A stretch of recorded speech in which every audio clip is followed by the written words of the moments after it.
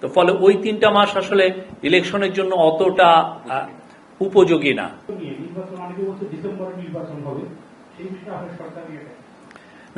এইটা নিয়ে কিন্তু অনেকবার কথা হয়েছে।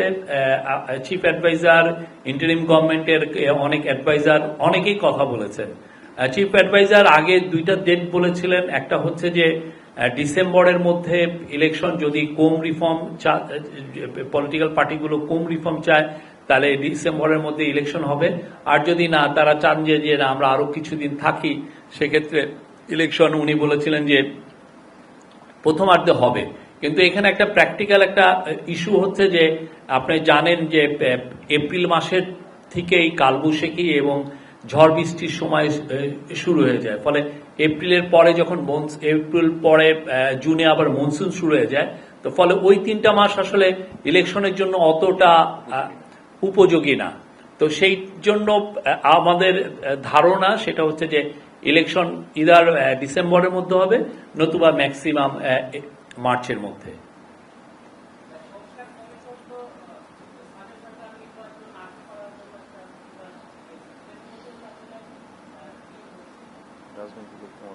সরি, আবার একটু বলবেন?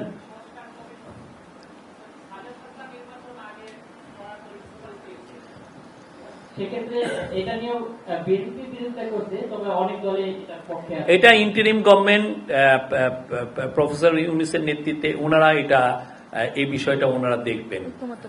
এখনো এই বিষয়টা তাদের এটা ক্যাবিনেটের ডিসিশন। সোফার এই পর্যন্ত এটা কোনো এই ধরনের কোনো আলাপ হয়নি কাউন্সিল অফ অ্যাডভাইজারের মিটিং এ।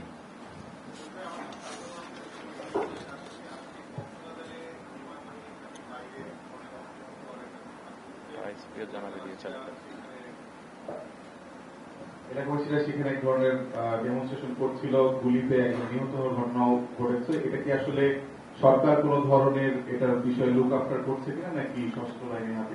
না, এটা আইএসপিআর তো এটা নিয়ে আমার মনে হয় 2টা স্টেটমেন্ট দিয়েছে, আপনারা দেখেছেন। সেখানে বিস্তারিত বর্ণনা আছে। আর বাকি আপনারা জানতে চাইলে কক্সবাজার পুলিশ আছে, তাদের সাথে কথা বলতে পারেন।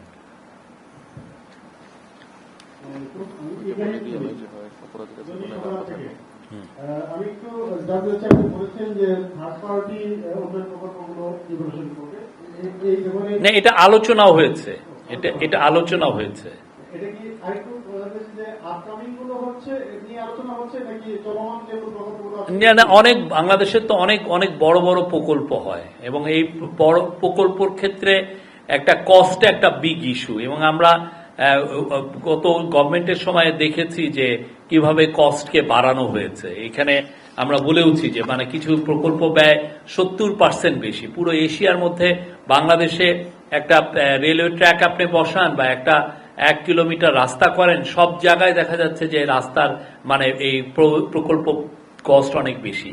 তো যদি আমরা থার্ড পার্টি ইভালুয়েট করে যদি আমরা প্রকল্প ব্যয় কমাতে পারি, সেটা তো বাংলাদেশের সবার জন্য এটা মঙ্গল, ঠিক না? আপনি $500 মিলিয়ন তো কেউ আপনাকে দিচ্ছে না।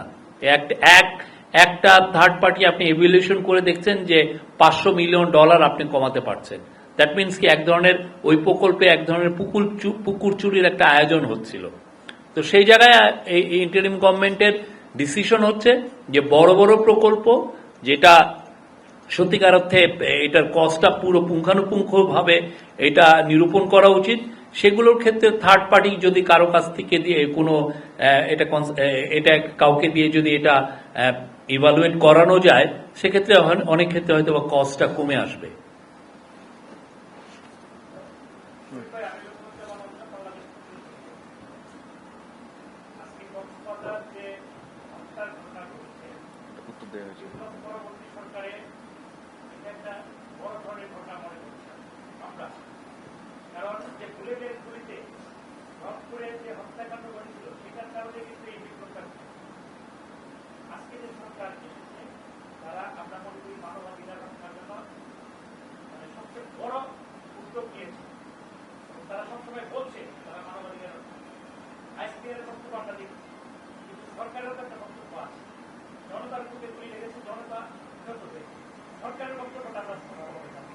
আমরা আইএসপিআর এর মাধ্যমে 2টা স্টেটমেন্ট এখানে আসছে, আপনারা দেখেছেন।